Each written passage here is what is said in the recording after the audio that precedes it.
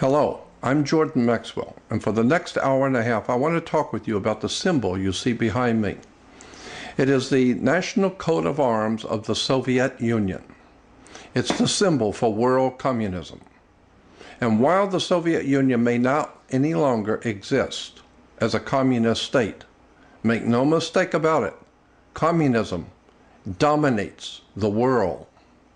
And today communism is pervading in our country of America and around the globe.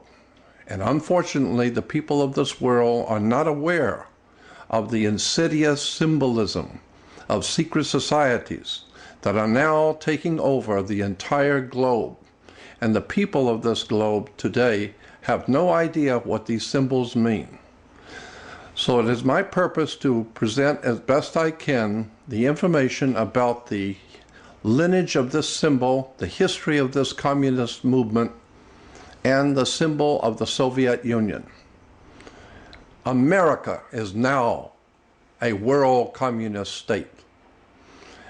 You need to understand the symbolism of world communism and where these symbols come from and the secret societies who are financing the overthrow of the United States government by a communist world power. Secret societies hidden behind world leaders. So in the next hour and a half, I hope to enlighten you a bit about the symbols of world communism.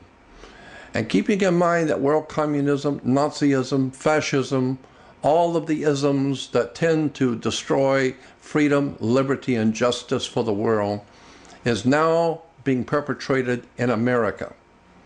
You need to understand the symbols of world communism and their history.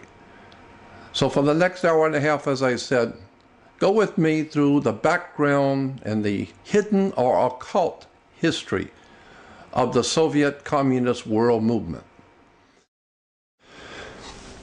Today I'm going to talk to you about the Soviet Communist state arms.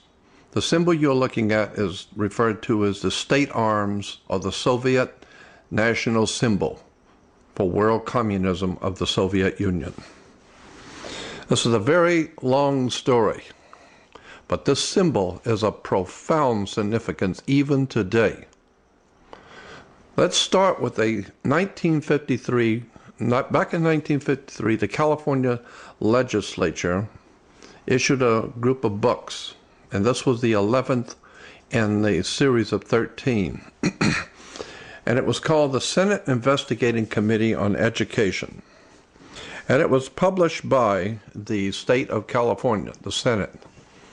And here on page 168, it says, since many intelligent persons, even in high official positions, do not appear to have acquainted themselves with the real nature and seriousness of communism, it is perhaps appropriate to give briefly some really informative and authentic data concerning it.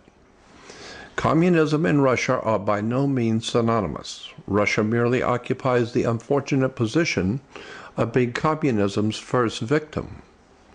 Communism is synonymous with world revolution and seeks the destruction of all nations, including abolition of patriotism, religion, marriage, the family, private property, and all political and civil liberties, and the establishment of a worldwide dictatorship of the so-called proletariat, which is an autocratic, self-constituted dictatorship by a small group of self-perpetuating revolutionists.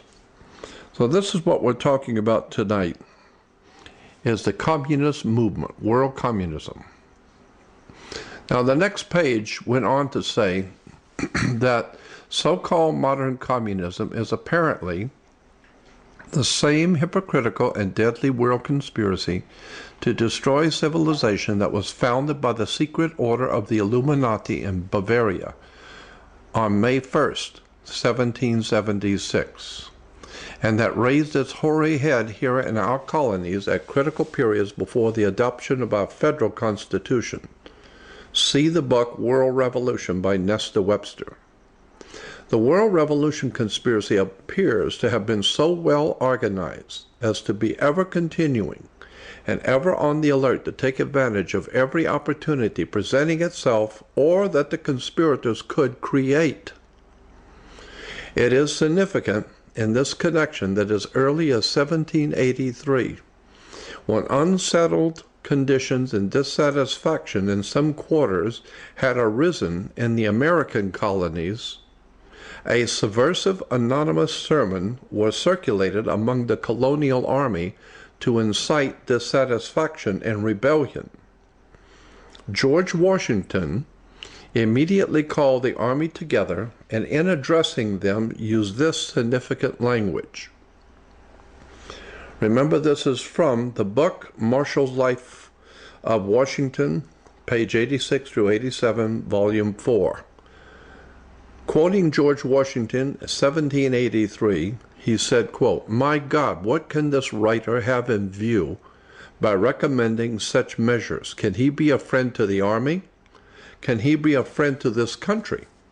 Rather, is he not an insidious foe, some emissary perhaps from New York, plotting the ruin of both by sowing seeds of discord and separation between the civil and military powers of the continent?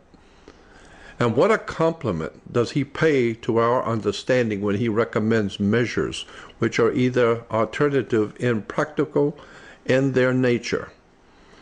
He goes on to say, quote, "It is plain that Washington believed that the center of this secret conspiracy, so far as this country was concerned, to be located in New York, and felt it to be his duty to make such a allusion. While the center of such conspiracy, so far as this country is concerned, has continued to use New York as its base, up to the present time it is very apparent that in recent times New York has held and is now holding the center of the stage for communist activities in this country." The recognition of May 1st, 1776 as the founding date of this world revolution conspiracy is not difficult to understand when it is realized that May Day is frequently celebrated, even in recent times, by rioting and bloodshed on a worldwide scale. This is an interesting paragraph. It was not until 1847 or 1848 that the communist conspirators, who had theretofore operated in secret, came out in the open with the manifesto of the Communist Party by Karl Marx and Friedrich Engels, boldly proclaiming against practically everything upon which civilization is based, against God, religion, the family, individual liberties, and so forth. But the next, the bottom paragraph is very important. It says, "In issuing this manifesto, the communist conspirators evidently believed that the time had arrived when, with the aid of ignorant victims, a worldwide takeover could be accomplished. But there were not enough ignorant victims then, and the expected coup failed. The communist conspirators thereupon conceived a plan for the future of supplementing the long-established secret conspiracy in existence since May 1st, 1776. This is the founding date of real communism, May 1st, 1776.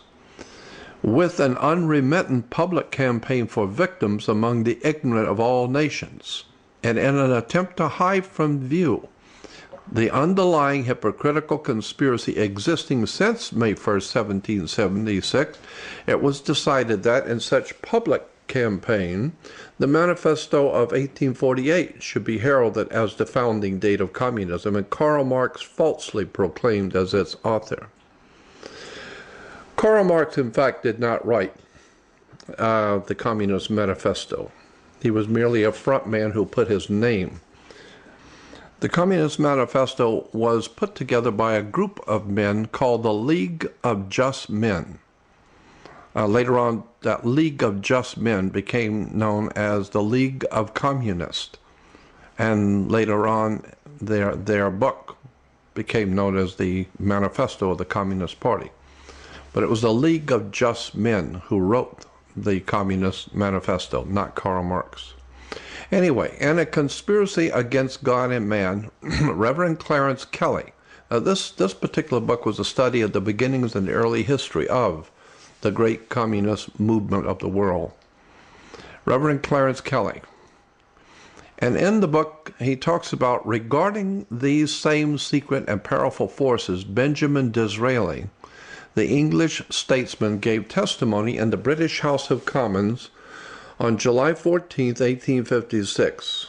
And on that occasion, he said, quote, "There is in Italy a power which we seldom mention in this house.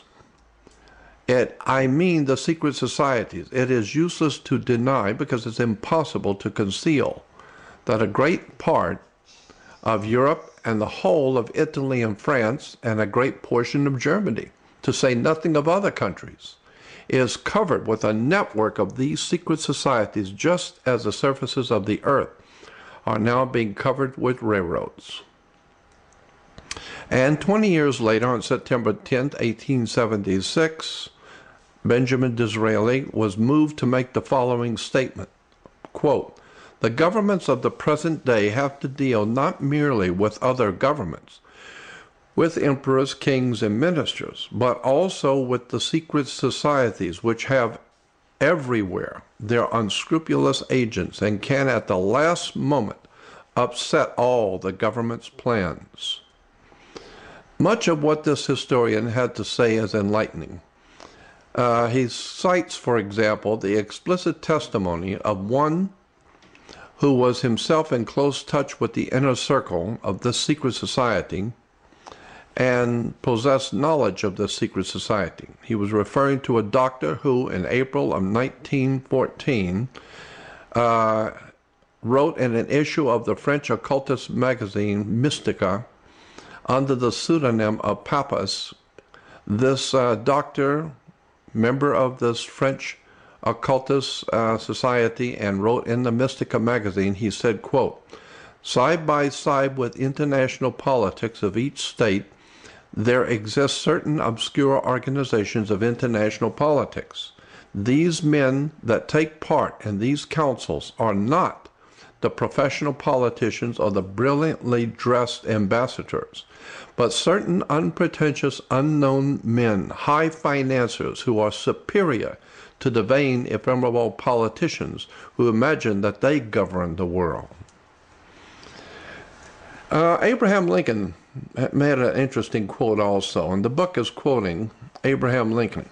And he said, quote, "When we see a lot of frame timbers, different positions of which we know to have been gotten out at different times in different places by different workmen, Stephen, Franklin, Roger, and James, for instance, and when we see these timbers joined together and see they exactly make the frame of a house or a mill, or if a single piece be lacking, we see the place in the frame exactly fitted and prepared to yet bring such a piece in. In such a case, we find it impossible not to believe that Stephen, Frank, Roger, and James all understood one another from the beginning, and all worked upon a common plan or draft drawn up before the first lick was struck." So here, Abraham Lincoln is giving the example of how you can see that there is an absolute conspiratorial apparatus being put into place. And he understood that. Now, in the book Secret Societies and Subversive Movements by Nesta Webster, she was the lady that was quoted in the California State document, if you remember. Her first book was called World Revolution. This is the second book, called Secret Societies and Subversive Movements. In the 12th chapter, The Secret Societies in England, there is an article, a piece in this 12th chapter. It was very interesting. Nesta Webster, interviewed a lady who was a member of a secret society called Stella Matritina. Stella Matritina, a secret society, a quasi-Masonic secret society, I might add, in England, later became known as the Order of the Golden Dawn, with Aleister Crowley at the head of it. but before Crowley, it was called Stella Matritina. And so Nestor Webster is interviewing a lady who was a member of this Stella Matritina. And it says, in the opinion of an initiate who belonged for years to Stella Matritina, the dynamic force employed, known as Kundalini, is simply an electromagnetic force of which the sex force is a part, and on which the adepts know how to play. And the unseen hand behind all the seeming spiritism of these orders is a system of very subtle and cunning hypnotism and suggestion. She went on to say further that the aim of this group, like that of all subversive esoteric orders, is by means of such processes as eurythmics, meditation, symbols, ceremonies, formulas to awaken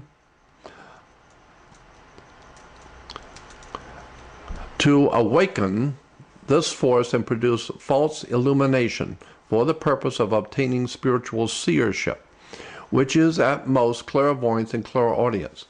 The ceremonies of the order are hypnotic and by suggestion create the necessary mental and astral atmosphere, hypnotize and prepare the members to be willing tools in the hands of the controlling adepts.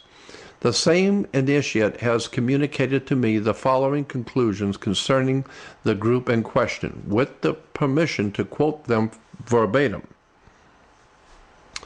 This was the quote from the lady who was a member of Stella Matritina. She said, "I have been convinced that we as an order have come under the power of some very evil occult order, profoundly versed in science, both occult and otherwise.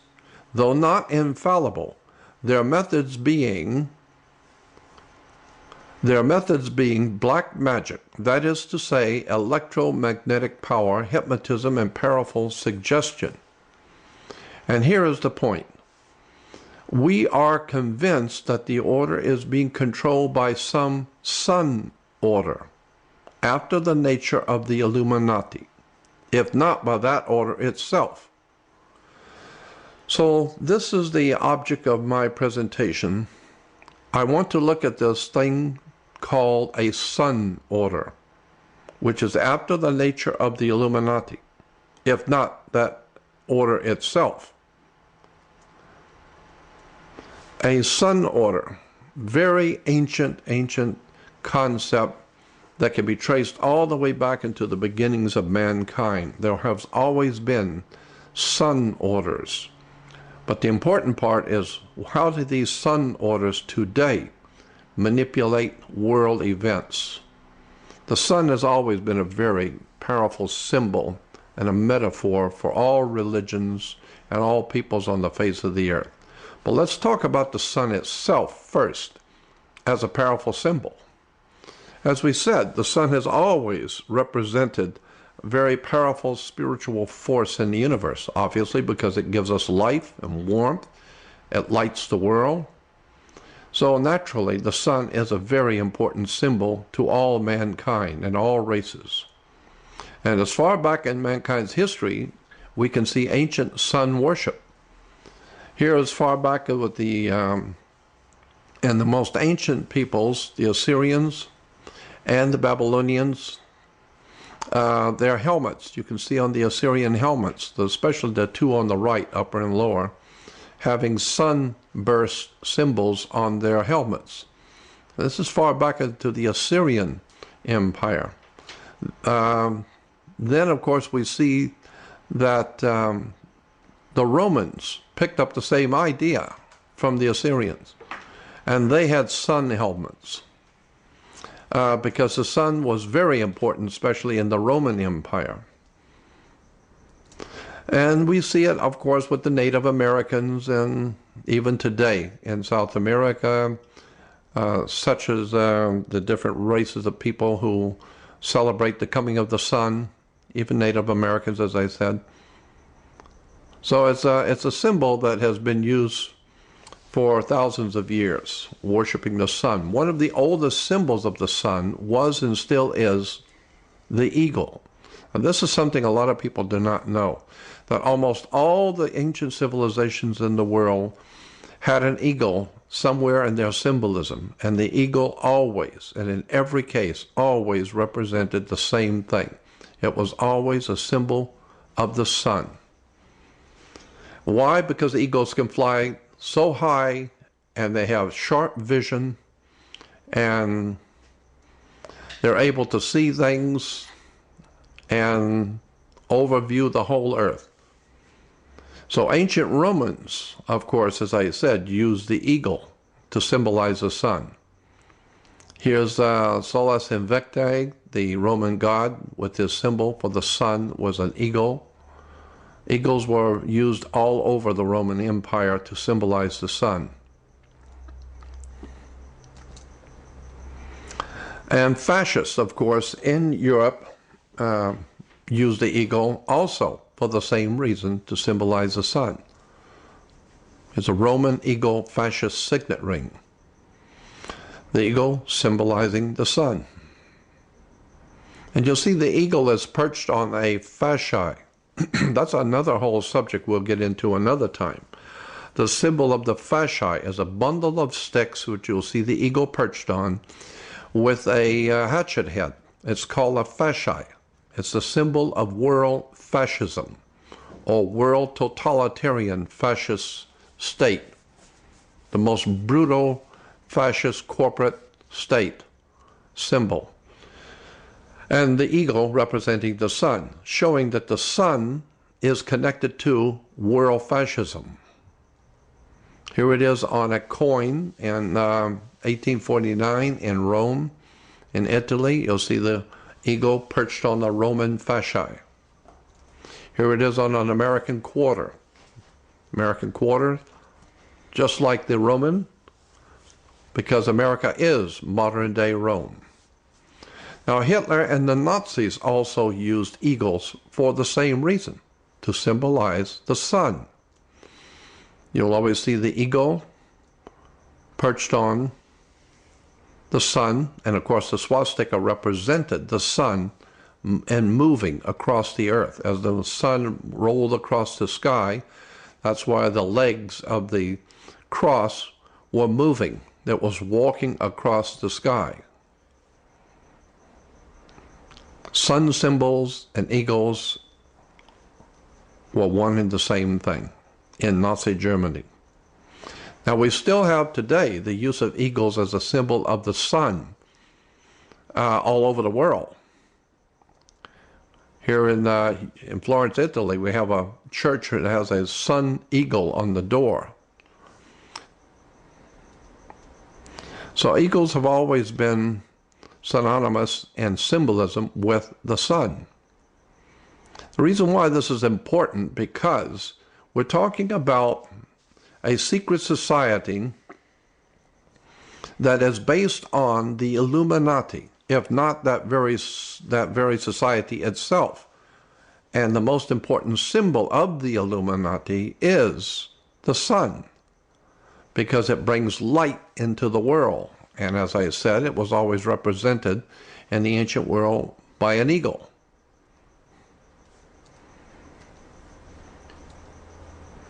Even state arms around the world have the sun and the eagle.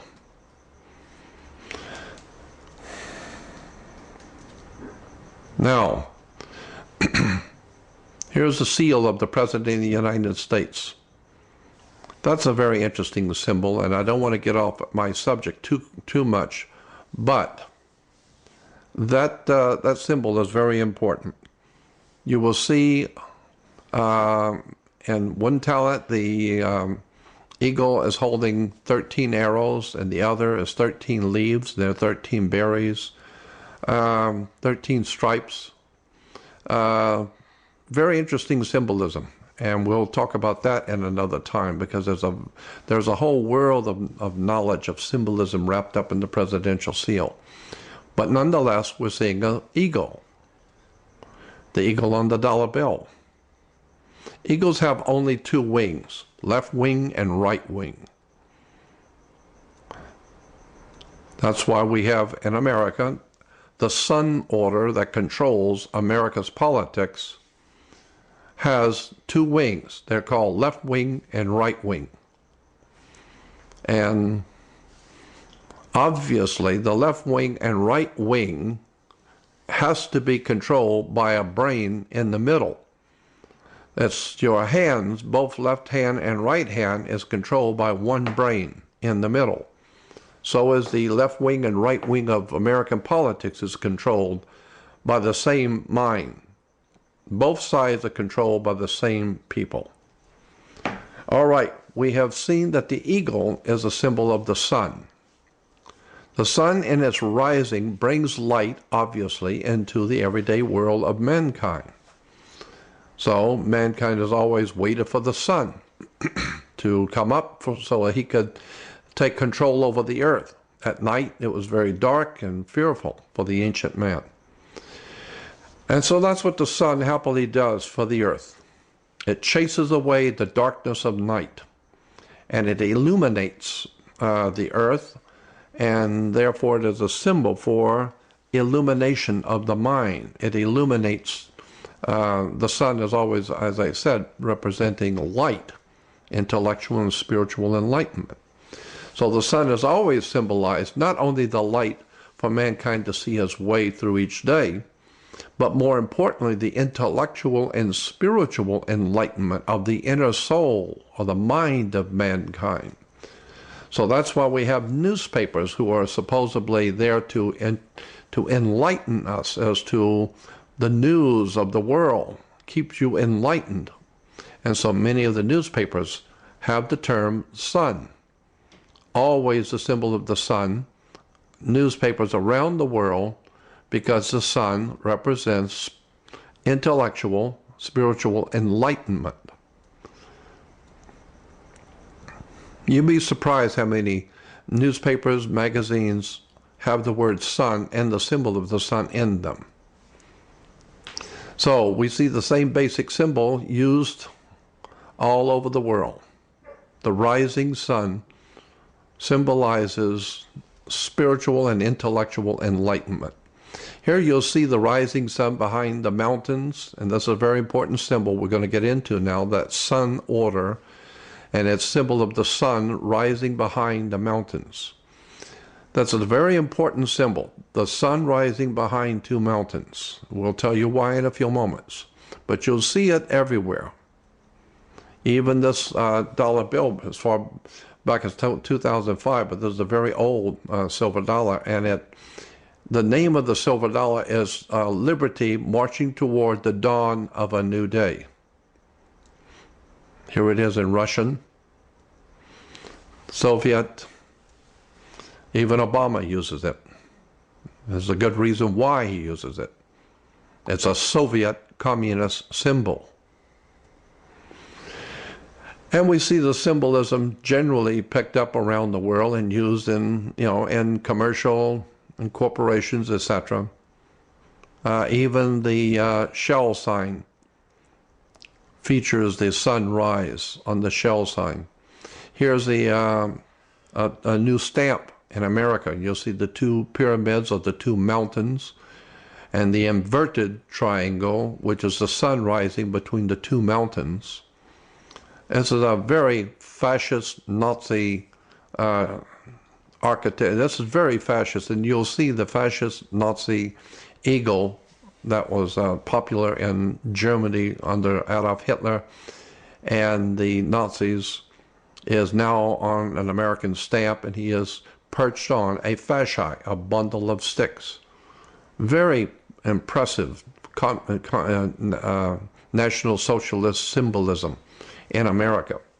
Nazism, fascism, the eagle, the sunrise between two mountains, all of this is replete in America, everywhere. And in churches and religions in general, you'll see suns behind the mountain. And this is a whole subject that we'll get into another time, because this is a very big subject about how the church uses the sun rise behind the mountains. There's a very good reason why, and we'll get into that another time. But just to show how this symbolism is used in politics, in corporations, religion, churches. Even the sunrise Torah symbol. The Jews use the sun rising over Jerusalem all the time. That's a very important symbol. Here we have sunrise in Jerusalem. There's a reason why the sunrise is important, because it's a symbol of the Illuminati, the illumination of the world by the illuminated minds. And of course, Charles Taze Russell, when he founded the International Bible Students Association back in the 1868, Zion's Watchtower today is known as Jehovah's Witnesses. That was a Illuminati Zionist movement as far back as 1868, and the sunrise was used profusely in the old watchtowers. Now, the rising of the morning sun is called the dawn, so when the spiritual or intellectual enlightenment comes into your heart or mind, we say things like, oh, it just dawned on me. Why do we say that? Oh, yes, it just dawned on me. That's what the sun does. It dawns. The dawn is it says here, the rising sun is a symbol of hope and a new beginning. The dawn. It's the Christian concept. And if you go on the web to Google and put in Christian New Dawn, you will see hundreds and hundreds of churches and church groups and Christian groups going by the name of Christian New Dawn, the New Dawn movements. Easter celebrates the new dawn of Christ brought into the world. Christian singers, the New Dawn singers. Christian churches, the New Dawn Christian Church. So here's a picture of a Christian celebration, and you'll see on the backdrop, you'll see the crosses, and then you'll see in the middle the mountains with the sun rising on the new dawn. Most Christians have no idea in the world the significance of these symbols, have no concept in the world about what they're being led into. And of course, with this new dawn, we get into something called the new day, obviously. Christian symbolism still. And don't forget about the Jewish Kabbalah. The Jews also have the same symbol. That's where Christians have gotten it from. It's from the old ancient Jewish religion. In the book 9.5 Mystics, the Kabbalah Today, on the 9th chapter is called The Fragrance of Eden, the way of one who is caught between the suns of a dying and dawning day. So this is a very important Jewish symbol also in synagogues, the sun rising for the new dawn. And here was a song that's written about the Jewish people during the Second World War. It says, "The first to perish were the children, abandoned orphans, the world's best and bleak earth's brightest. These children might have been our comfort for these sad, mute, bleak faces. Our new dawn might have arisen." So this whole idea of the coming of the Messiah, according to ancient Jerusalem and ancient Jewish teachings, has nothing to do, in fact, with a man coming to save the world. In Judaism, the Messiah is actually a messianic period of time. And of course, the second paragraph talking about this red heifer, silly nonsense about a red heifer or a red bull that was born in Israel. This goes back to the worship of Taurus, the bull, and the constellation, when the sun was in the constellation of Taurus. This is why Moses then the Israelites were worshiping a golden calf. The golden calf was the sun, which is golden, and the calf, which is a Taurus, the bull, the constellation of Taurus. That's a whole subject we'll get into also. But even today, they're talking about a red heifer born in Israel. And the second paragraph goes on to say that tradition records that a red heifer in our generation is the herald of the Messianic era. It is certainly an important development toward the rebuilding of the Holy Temple. Our ancient sages taught that Israel's redemption could be compared to the dawn. In the beginning, it progresses very slowly, but as it continues, it grows brighter and brighter. So this whole idea of Messiah is not a man coming back, but it is a messianic era, a time period. And this time period is when the rebuilding of the Holy Temple, and this whole idea and concept of rebuilding the Holy Temple is a Masonic idea. Illuminati, Freemasonry dreamt up the idea of rebuilding the Holy Temple. It has nothing to do with Judaism. It has to do with Masonic illumination, the dawn. And of course, the Nazis were big on this thing too, on this idea. The Nazis were big also by saying, Fatherland, show us the sign your children have waited to see. The morning will come when the world is mine, tomorrow belongs to me. The Nazis were really big on using not just the eagle to represent the sun, but the Nazis were very big on the whole concept of the new dawn and the new day. We'll get into that in a few moments. If you go to the United Nations website and type in, go to the UN website and type in a new dawn, you will see there are many articles about the new dawn. But what the UN is talking about when it uses the term new dawn is a new dawn for socialism, or what we might call Soviet communism. That's the new dawn in the United Nations view. So here we have newspapers from the UK, and it says only a strategic partnership with China will keep this new dawn bright. Here is Gordon Brown with his wife talking to Ted Kennedy, and it says Gordon Brown, the Prime Minister of England, calls for a new dawn of collaboration with the U.S. and the European Union. Bush sees a bright dawn emerging. Here's Brown calls for a new world order, which would be a part of that truly global society of the new dawn. Even the Catholic Church is getting into the act, talking about the new world that's coming in the new dawn. And while we're talking about the UK and the United States working together for this new dawn, we might also want to remember a very interesting and important article in August of 1914 in the Congressional Record. Now, in the Congressional Record, as far back as 1940, there was entered into the Congressional Record a series of articles called Steps Toward British Union, a World State in International Strife. This was entered in August 1940 in the House of Representatives. Again, the title of this articles that were entered into the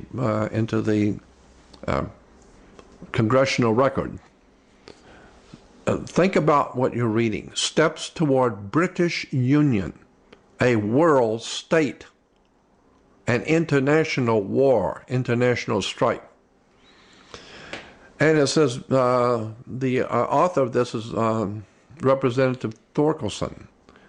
And he said, Mr. Speaker, in order that the American people may have a clearer understanding of those who, over a period of years, have been undermining this American Republic, in order to return it to the British Empire, I have inserted in the record a number of articles to prove this point.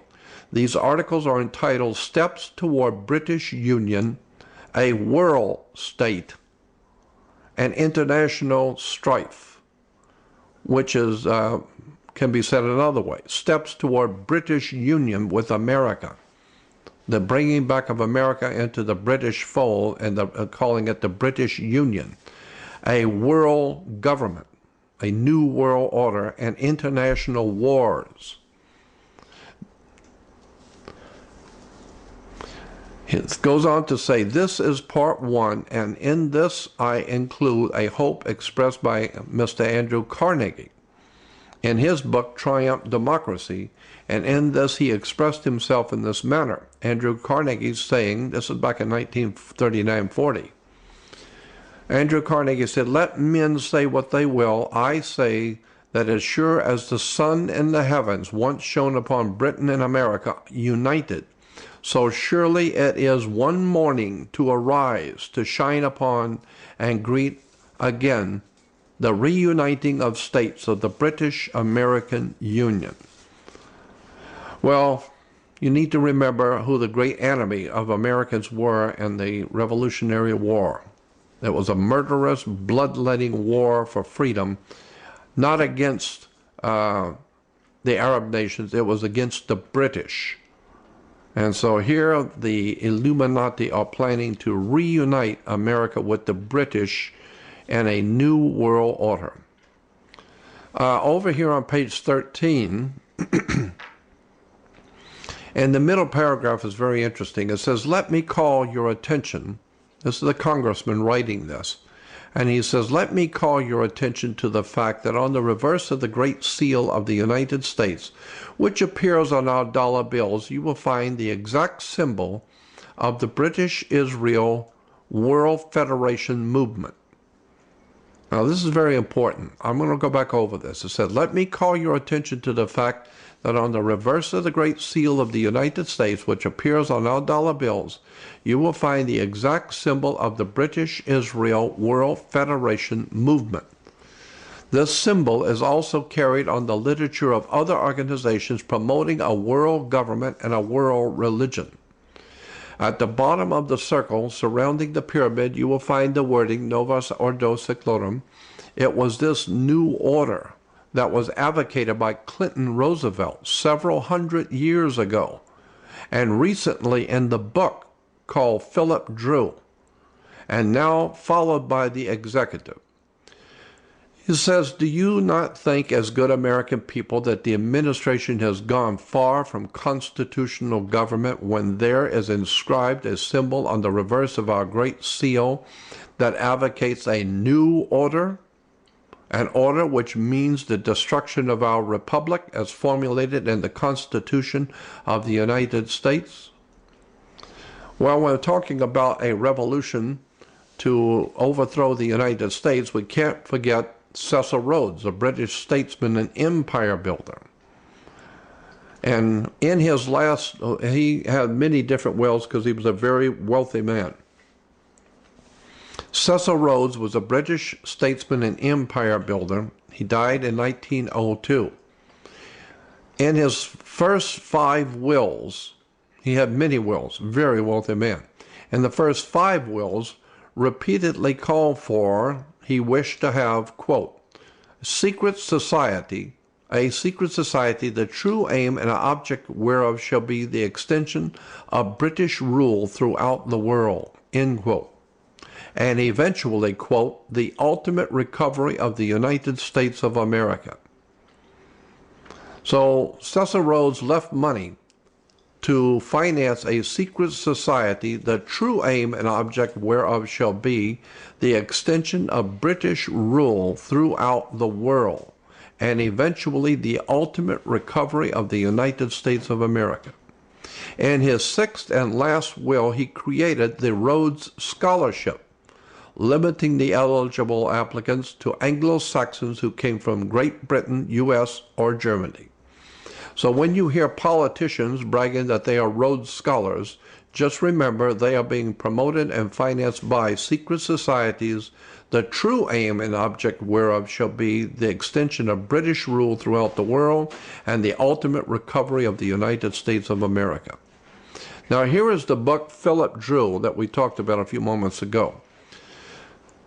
There was a book put out early 1900s called Philip Drew, Administrator. It was written by, here is President, the President of the United States, and next to him is a man named Colonel William Mandel House. Colonel William Mandel House, very wealthy banker in Europe, but was a very close friend to the President of the United States back then. He wrote a book called Philip Drew, Administrator.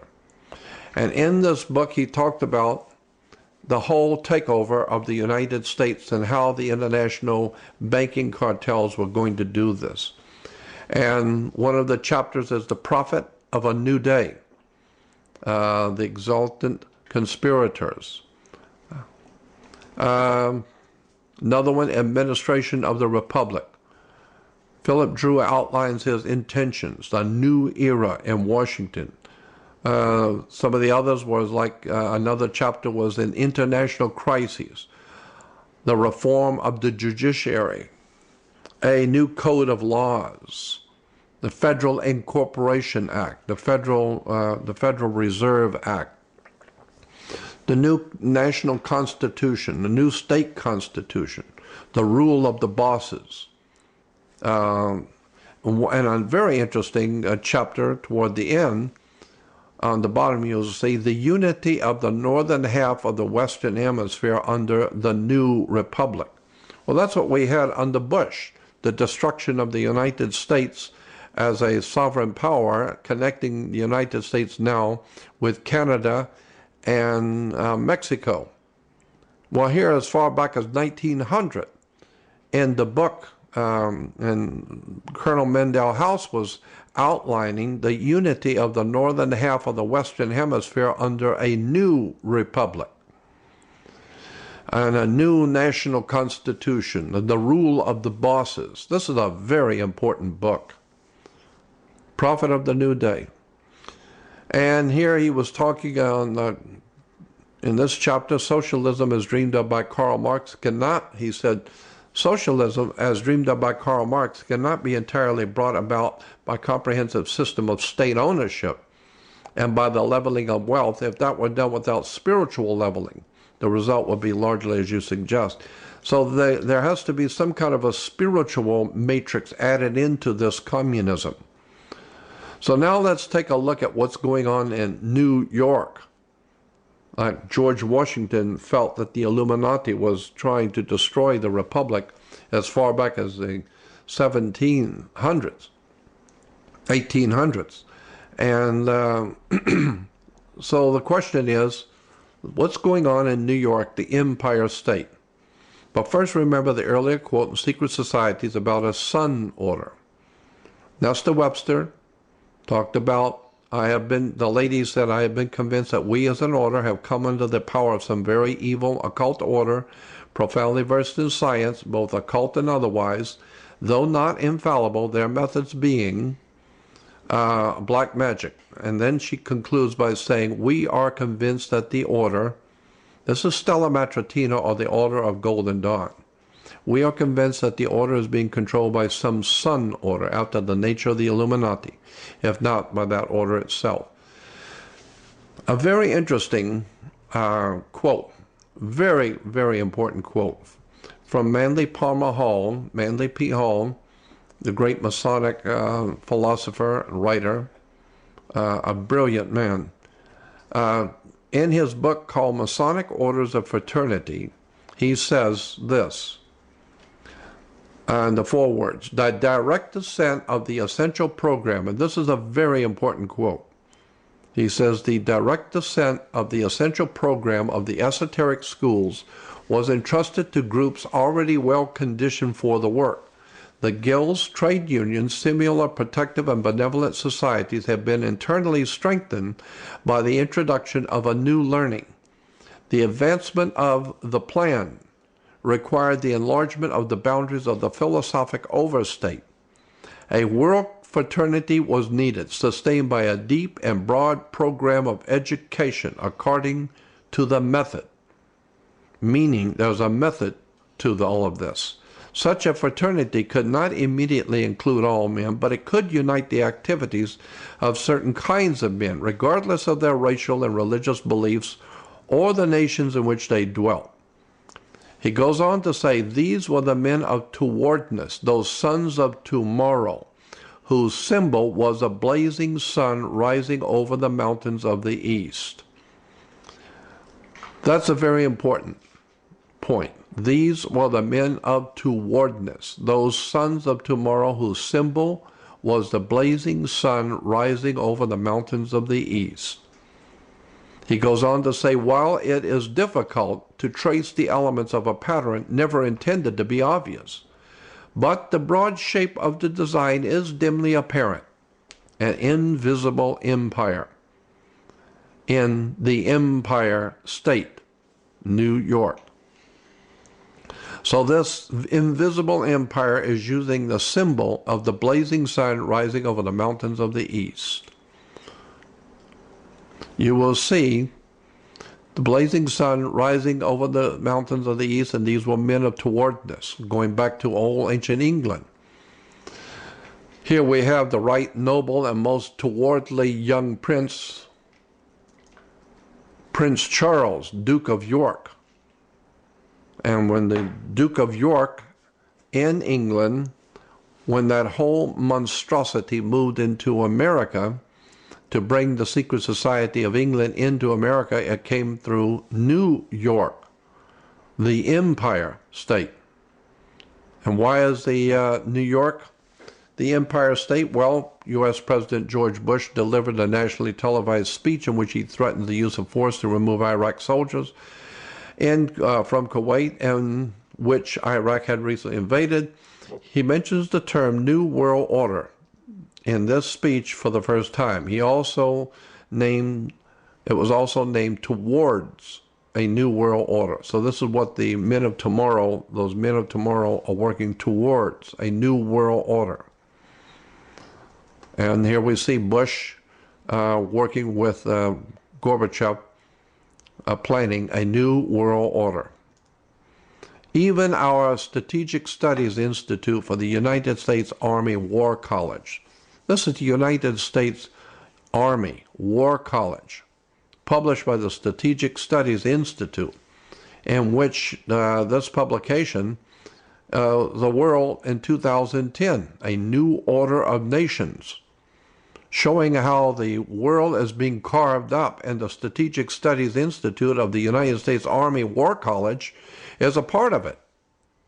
They're telling you that your very country is dividing up the world. A world which you're going to see, we will see in 2010, a complete new order of nations. But as far back as 1940, military generals were writing about America and the coming new world order. I like what Roosevelt said. There's a quote in Washington, D.C. at the Roosevelt Memorial. It says, "They who seek to establish systems of government based on the regimentation of all human beings by a handful of individual rulers call this a new order. It is not new, and it is not order." Going back to the California Senate report back in 1953, again, we here at the bottom, I'll call your attention to that bottom sentences, says, "It is plain that Washington believed the center of the secret conspiracy so far as this country was concerned to be located in New York." New York, the Empire State. This is where all of the fascist, Nazi, communistic dirt of the world is being drummed up against the American Republic. New York is the home of subversion for the world. Something needs to be done about the secret societies and the criminal associations operating in the media, television, motion pictures, operating from the home office of New York, the Empire State. Why is New York called the Empire State? Well, it's because of part of the representing the British Empire. It's called the Commonwealth, British Commonwealth of Nations, or the British Empire.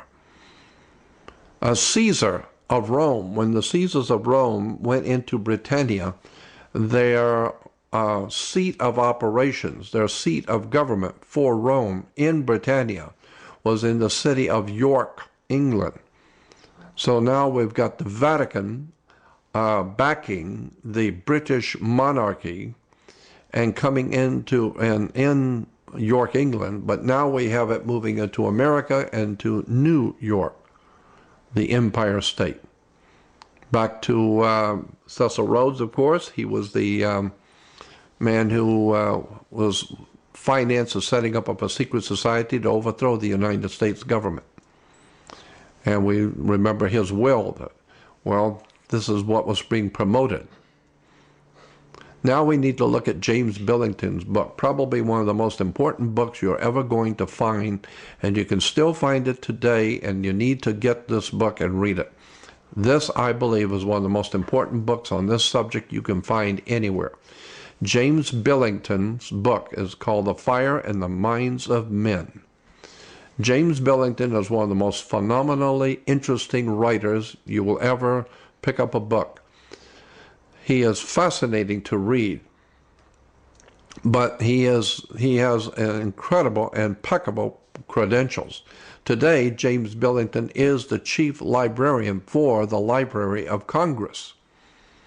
So this man is without a doubt well suited to discuss the story in his book about the communist world movement and how it was financed, who did it, what the symbols meant.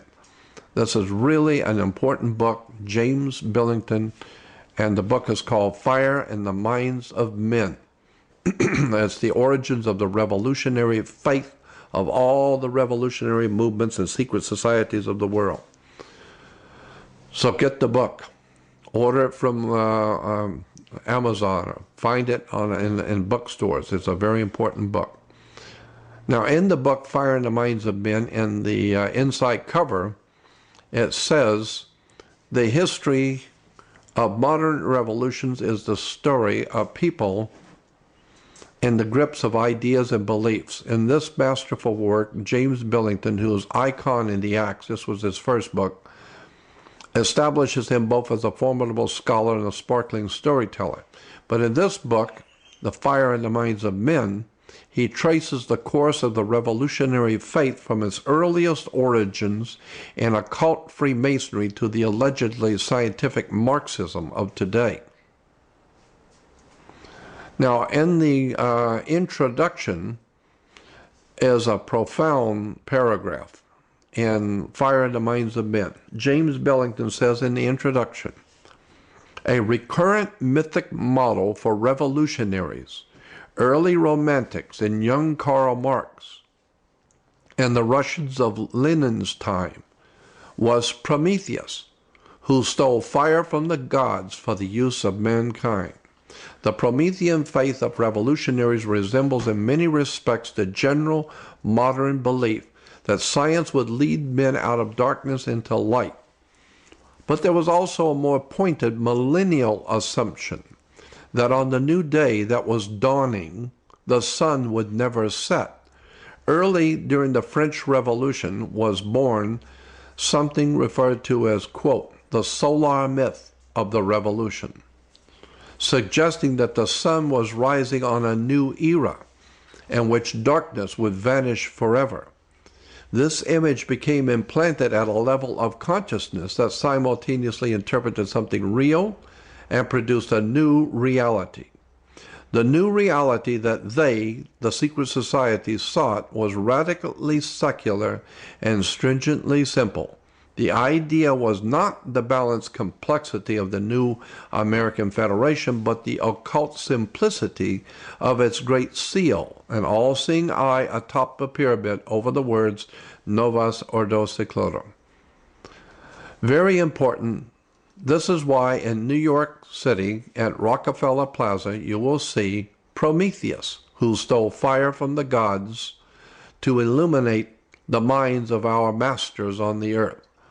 The godly wisdom was stolen by the god Prometheus and brought to the earth and given to our illuminated minds, or what we call, those who we call Illuminati, to illuminate our masters who control the human race, implying that they have knowledge of the heavens and wisdom of the world that we mortal men do not have. That's why they are the Illuminati, the illuminated ones.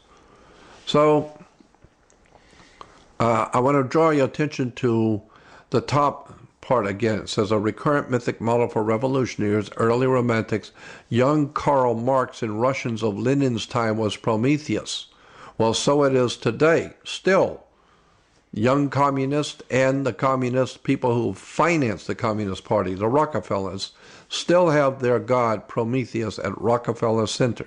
And the American people, New Yorkers, every day going by the Rockefeller Center, never realize what that statue actually implies.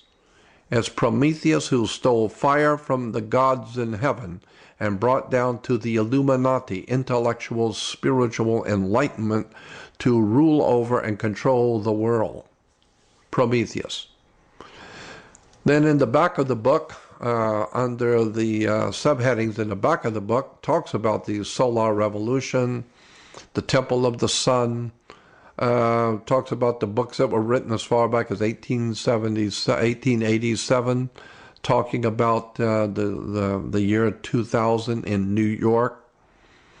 You know, as far back as the 1880s, there were books being written about looking forward to New York in the year 2000 and what's going to happen with mankind in the year 2000 in New York. Well, a year later, we have the 9/11 stuff.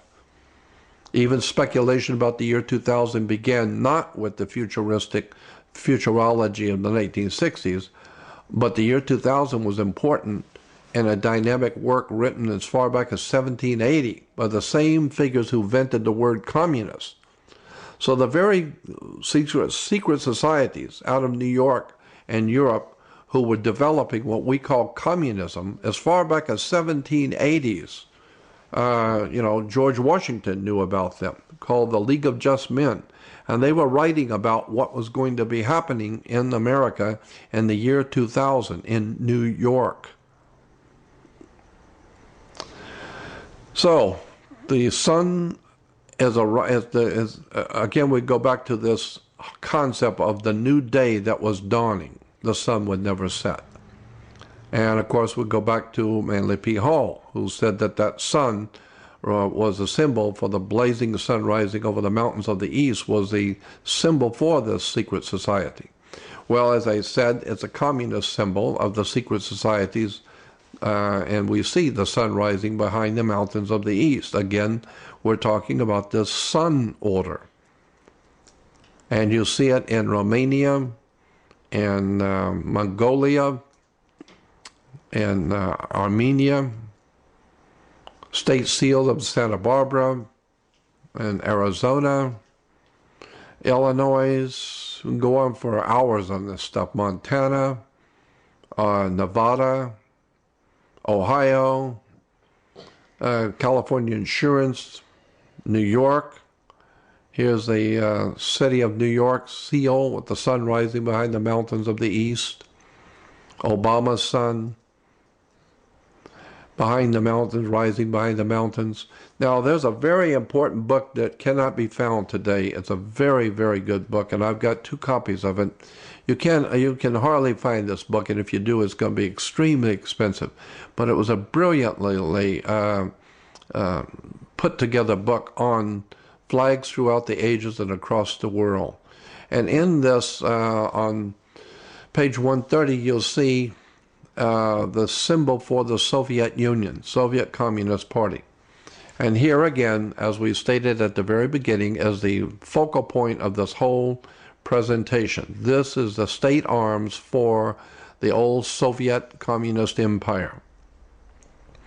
But you will see the sun rising over the earth, coming up onto the earth. And it says on the right-hand side, it says the Soviet, which we're talking about Soviet communism. The Soviet coat of arms graphically presents, there it is again, the dawn of a new day for the entire world. So this is a very important symbol for world communism, is the dawning of a new day for the entire world. Keep that in mind. And you'll see it in different states, different communist states. The rising sun, the symbol of a new dawn for the country. Symbols in Bolivia. You'll see it in Liberia. The sun rising, and it says the sun which heralds the new day. Communist symbol in Liberia. In Cuba, the sun rising. You'll see it in state arms, Costa Rica. Here it is, as I told you before, this is the Mongolia. And it says, the horseman racing into the sun, rising behind the mountains of the east. The horseman racing into the sun, which golden rays betoken prosperity, stands for the nation's advance toward communism. So there is a rising sun behind the mountains of the east, the symbol for the Illuminati bringing to the world communism. People all over the world are being sucked into this and have no idea in the world that all of this stuff around the world is connected by secret societies operating out of New York and London. Here's Romania. And in the Romanian symbol, you'll see on the bottom, the rising sun expresses the promise of a new day when the sun is rising on the communist regime in Romania. And Russia, again, even Soviet symbolism everywhere. Now we have something with the sun rising, but there's something now, a new faction of this is called the Red Dawn. Of course, red was a symbol of communism, and communists were referred to in the West as Reds. They even made movies. Communist Hollywood were making movies to glorify the rise of communism. Hollywood has always glorified Nazism, communism, fascism, any kind of isms, totalitarianism, anything that's filthy, degenerate. Hollywood has always promoted politics as usual. They had a movie called Red Dawn. Yes, there was a Red Dawn, even for Malawi. A red sun, and it says, of course, red being communist, and the dawn is the symbol for the Illuminati. The sun to symbolize the dawning of a new day for Africa, and it was a new day for Africa. And Malawi was filled, once the communists took over, filled with bloodshed, blacks killing blacks, just massive murders of people. Then for Angola, you'll see the red dawn. It represents the rising sun. Another Soviet symbol. You'll see the red dawn and used in Soviet communist symbols everywhere. Even in communist China, the sunrise is red. And the Federation of Women Workers, you'll see in the background is in England, the red dawn. Today, even Israel uses the watchtower symbolizing the Knights Templar Masonic Lodge, the Knights Templar Masonic movement of Europe. Their symbol is a watchtower, and behind it you'll see the red dawn, and of course the eagle's wings. Back to that mountain sunrise for a moment. That mountain sunrise, as Manly P. Hall said, was a blazing sun rising over the mountains of the east. You'll see that sunrise in buildings, like in New York, the Empire State Building is a set of sunrises. Inside, when you walk inside, you'll see the sun at the top emanating from the top of the Empire State Building. This is an interesting quote. It's talking about the Rockefeller Center. This was taken from a book written by David Rockefeller, and it's called Memoirs by David Rockefeller. And in it, he said this, in his book, Memoirs, quote, "For more than a century, ideological extremists at either end of the political spectrum have seized upon well-publicized incidents to attack the Rockefeller family. For inordinate influence they claim we wield over American and political economic institutions. Some even believe that we're part of a secret cabal working against the best interest of the United States. Characterizing my family and me as internationalists and of conspiring with others around the world to build more integrated global political and economic structure. One world, if you will. If that is the charge, I stand guilty and I'm proud of it." David Rockefeller. If that is the charge, I stand guilty and I'm proud of it. New York, the Empire State, Prometheus, world communism. You'll see it in the Club of Rome, the sun rising behind the earth. Obama uses it. Back to that New Day thing. Fire in the minds of men. The whole revolutionary New Day dawning. You go to Google and Communist New Day, because remember, it says the more pointed assumption is that new day that was dawning, the sun would never set, and it was the solar myth of the revolution. So, go to Google, put in Communist New Day, and you'll see there's all kinds of articles about the Communist New Day. Here's one in particular, and at the bottom it says, the red covering all over the USSR shows how much the world was under the leadership and control of the Communist Party. The morning sun, we're reading from the bottom, the morning sun bathes the hopeful gaze of the students and teachers with the warm light of the Communist New Day. Again, there's that term, Communist New Day. That's the dawn of a new day for world communism. Very important term, dawn of the new day for the entire world under Soviet communism. Yep, Clinton with the dawn of a new day. Obama, the new day in America. The Soviet coat of arms graphically presents the dawn of a new day for the entire world. Does this tell you something about where America is today and where it's going? Dawn of a new day in America. Go to Google and put Obama and New Day, and you will see there's almost 1,947,000 back then. Almost 1 million entries on the web talking about Obama bringing the dawn of a new day. It's everywhere. Barack Obama's dawn of a new day for America. A new day dawns for our country. Communist parties ecstatic over their 2008 election results. Voice of Marxism announced hard work is just beginning. Obama in Berlin, a new day and a new hope. Barack Obama, a new day is dawning. I don't know if you're getting the point of where we're going and who we are today in America. But we are a full-blown communist, Marxist, Leninist state. Again, go to the web and put in Obama New Day Dawning. See how many hundreds of thousands of articles are written around the world on the new day that's dawning. The Soviet Communist Marxist New Day for America.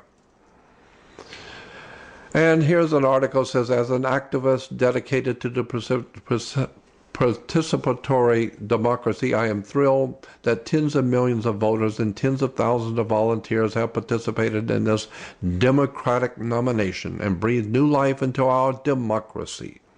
The People's Democratic Republic of Cuba, the People's Democratic Republic of Romania, this great democratic republic. I have great respect, it goes on to say, I have great respect for our presidential candidates, particularly Senator Hillary Clinton, who has proved herself to be a champion of the working families. We are at the dawn of a new day and a new generation of leadership in America. Boy, we certainly are. The dawn of a new day of world communism. And here's Pete Seeger and Bruce Springsteen singing about the coming of the new day, having no idea in the world what they're talking about. Yeah, the Carpenters Union, they're celebrating the dawn of a new day. Our new day dawns. Even now their music being financed by Oprah is financing the new music albums for Obama. And it's going to be called It's a New Day. New Day Films in Hollywood. We're seeing this whole concept of brand new day, which represents the Illuminati communism for the whole world. And even this goofball, John McCain. John McCain said, those of us those that made us the Reagan Revolution that brought about a new dawn of a new day in America. There's McCain using the same old communist terms. But you say, well, he was a conservative. Well, that's right. Conservatives were Nazis. So here's even a Nazi using the new dawn of a new day. But that's only reasonable because here in New York, the 1939 World Fair, and at the World's Fair in New York in 1839, it was hailed as the dawn of a new day. The sun, see the sun through the gray, it's the dawn of a new day. So as far back as 1939, New York World's Fair promoting the dawn of a new day. This stuff has been around for a long time, and people have never known, never even saw it. And even the symbol for the rising sun and the sun's logo, this was used by the NAACP. More and more, even Las Vegas now is now having shows in Las Vegas called A New Day. Here's the Baha'i religion in Israel. The Baha'is are promoting this idea of a dawn of a new day. This is the Bible, daily Bible studies, dawn of a new day. This communist crap is all over the earth, in churches, religions, entertainment, movies, music. The whole entire world is buying into the secret societies of the Illuminati, who are bringing about the dawn of a new day, which is actually world communism. So you'll see all of this silly nonsense about the new day that's dawning for the Lord Jesus, and there's a new day coming, Bible study. Here's a Christian radio shows called The New Day for America, New Day Community School. Fire in the Minds of Men talked about all of this, and talked about how it traces the course of the revolutionary faith from its earliest origins in occult Freemasonry to the alleged scientific Marxism of today. So even the old European lodges were called Rising Sun Lodges of Freemasonry. Secret societies again, we remember that quote, the sun orders of the Illuminati. Sun order, the dawning of a new day. Obama's one of his posters, a new day is dawning. Somebody had better wake up and understand what's going on here. Somebody needs to start doing their homework and realize that the symbols for world communism is now dominating America. We are now a full-blown Nazi, fascist dictatorship, communist dictatorship, and the people of this country have no idea in the world. Christians are now putting together New Day Christian Fellowship, New Day Christian Church, a grand New Day. Christians are now flocking by the hundreds and thousands and millions to churches that are promoting this new day that's coming. A New Day Christian Center. This stuff is replete everywhere. Christians have bought 100% into this whole communist strategy. New Day Christian churches, New Day publishing for children, everything New Day on the radio, New Day churches, it's everywhere. Christians have bought into this and have no idea in the world that this is an Illuminati, well-planned trick to deceive the whole world into buying into a new world order communist Nazi movement. I'll show you why I say communist Nazi, because there's not 10 cents worth of difference between any of them. New Day Christian churches. God is bringing us and giving us a brand new day. It's really very sickening to see how gullible and ignorant and ill-informed the Christian world has been sucked into the new day that's dawning, which is nothing more than the old communist world takeover. And here, of course, we have Americans that are praising and thanking God for the new day. Obama. Americans just love. They love the idea. There are even tears in their eyes supporting the communist takeover of the United States and of the world. Yep. And just like that article said, it says, the dawn of a new day for the entire world. Well, at the top, you'll see on the left, it says, around the world, joy at a new day that's dawning. Here's school children wearing Obama masks in India. The entire earth is bought into this world communist Illuminati secret societies financed out of England and America to bring about a new world order, which is a communist Nazi movement to enslave the human race. So here is the bottom line for America today. America is left with two choices. You either have the right-wing Vatican, Martin Bormann, Nazi, New World Order Republicans, or you have the left-wing Soviet communism, New World Order Democrats. Understand the right and the left wing of the eagle, the sun order. Right wing is Vatican, Holy Father, Martin Bormann, Adolf Hitler, Nazi, New World Order Republicans. And the left wing is the Soviet Communist, New World Order Democrats, Secret Society, Illuminati. Both are financed by the same secret societies. Here is Adolf Hitler. And Adolf Hitler wrote a very important letter to the German people many years ago. And in it he said, Germany can be saved only by a dictatorship of the national will and determination to take action. So he said, my fellow Germans, awaken. A new day is dawning. We're talking about Adolf Hitler now. And he's praising the new day that was dawning on the earth for Nazism. Again, the eagle and the sun. The sun order taking over the world. Here is an interesting piece of information.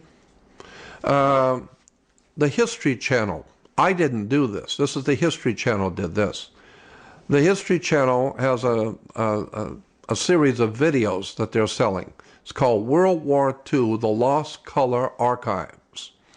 It's 3 different videos about World War II, and they found a lot of color video, or color film that was made during the Hitler's time. And so they put this out on the History Channel, and it's called The New World Order. And you can buy this whole set from the History Channel. New World Order. And what is it about? Well, the picture. It's about Adolf Hitler, because that's what the Nazis were trying to establish, as a new world order. And, of course, Bush was called the son of the New World Order. This was in Time magazine. Obviously, he was the son of the New World Order because his family financed Adolf Hitler. The Bush family put up the money to finance Adolf Hitler and the murder of people all over the world. So that's why the History Channel has a television series called The New World Order about Adolf Hitler, and Bush is referred to as the son of the New World Order. I don't know if that tells you anything. And here's the New World Order, Adolf Hitler, and here's the Bushes who financed Adolf Hitler. They're still working on building a new world order. And of course, behind all of this is, of course, the Vatican. The Pope calls for a new world order. You better find out. You'll see the Vatican, the Pope is wearing the sunrise on his papal headdress. Here is Adolf Hitler in the Vatican with the papal officials in the Vatican. Because Adolf Hitler merely represented the Catholic Church, and the Catholic Church represented Rome and the domination of the Roman Empire, and as far back as the Caesars, their symbol was the symbol of the sun order. So Hitler was a Catholic, was never excommunicated, financed, organized, directed by the Catholic Church. So you just keep continuing to send money to the Holy Father, and one day you're going to wake up and find out what the Catholic Church was really all about. Here on the American Experience, a program on the PBS. PBS has a series called The Presidents. And when they were talking about George Bush, his program was called The New World Order. And here you will see on the left at the bottom, Bush is bowing, and then you have the Speaker of the House, Nancy Pelosi, kissing the ring of a foreign dictator. Here's George Bush with the Pope, and Speaker of the House, Catholic Speaker of the House, supposedly represents the Democratic Communist Party in Washington, D.C. This pusillanimous piece of trash, Nancy Pelosi, as Speaker of the House, bows and kisses the ring of a foreign dictator. I don't know what that tells you about Nancy Pelosi and the Bush administration. Might tell you something. And Condoleezza Rice, grinning like a Chessy cat, is so pleased to see her bowing and kissing the ring of a foreign dictator. Rome. All roads lead to Rome. Communist, Nazi, fascist, everything that's filthy and degenerate leads back to Rome. Or we have the dawn of a new day, which is, of course, Mrs. Clinton and the new day that's dawning for the world. So it doesn't matter. America is finished. It's completely done in. So the two last thoughts. Number one, William Guy Carr, many years ago, retired as a commander from the Canadian Navy. He wrote a book back in 1950s, in the early 50s. He wrote a book, William Guy Carr, retired Royal Canadian Navy, wrote a book called Pawns in the Game. I had this book in 1959. You can still get it today. It's a very important book on the symbols of the Illuminati. 1959, almost 50 years ago. And in this, he was talking about Albert Pike, who was back in 1870s, was the Grand Master of World Freemasonry. And Albert Pike on the left wrote a letter to Giuseppe Mazzini, the Italian revolutionary Giuseppe Mazzini, who was also a high degree Mason in European Masonry. We're talking about European Masonry. And in his book, Albert Pike wrote this.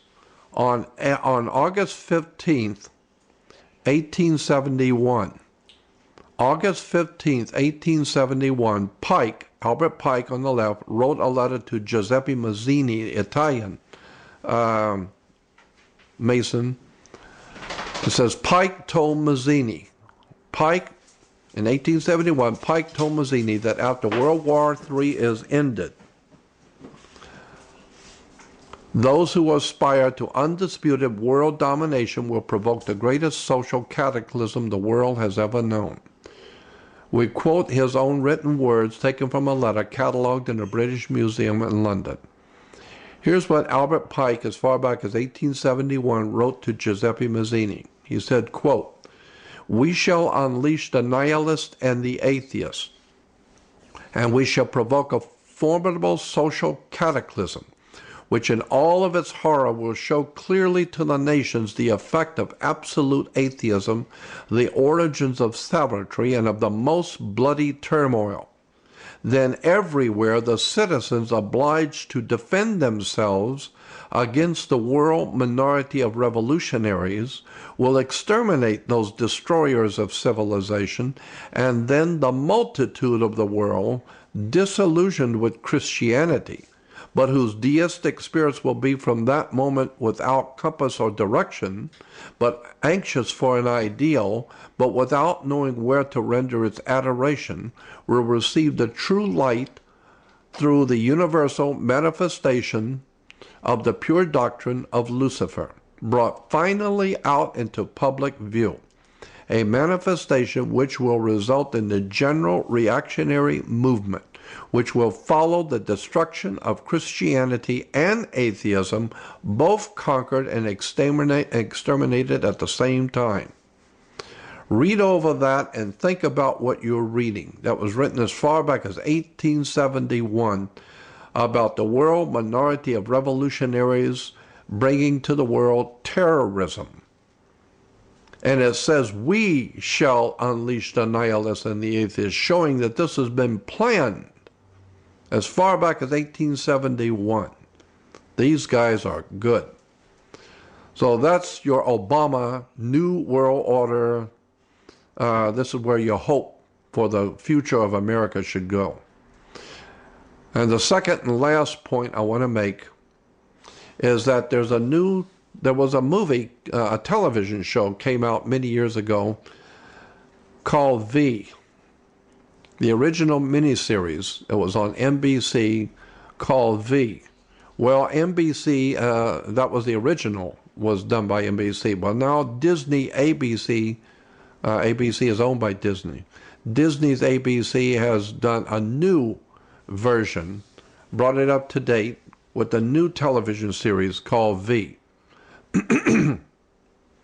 And in the new television series V, the aliens hand out a tract in the movie, and it's talking about what the aliens are going to do as they take over the whole world. And the tract that they're explaining what they're going to do is called Welcome to the Dawn of a New Day. So ABC, Disney, is slyly telling you world communism is taking over the entire world. Mankind cannot even begin to fathom what's going on. And even Disney, ABC is showing you that they are aware that what's going on with this new communist dawn of a new day is all part and parcel of something even far, far bigger and deeper than you know. And they're telling you that this is, they're bringing it to you in the new television series called V. Somebody needs to wake up and get a life and start learning what these symbols mean. Thank you.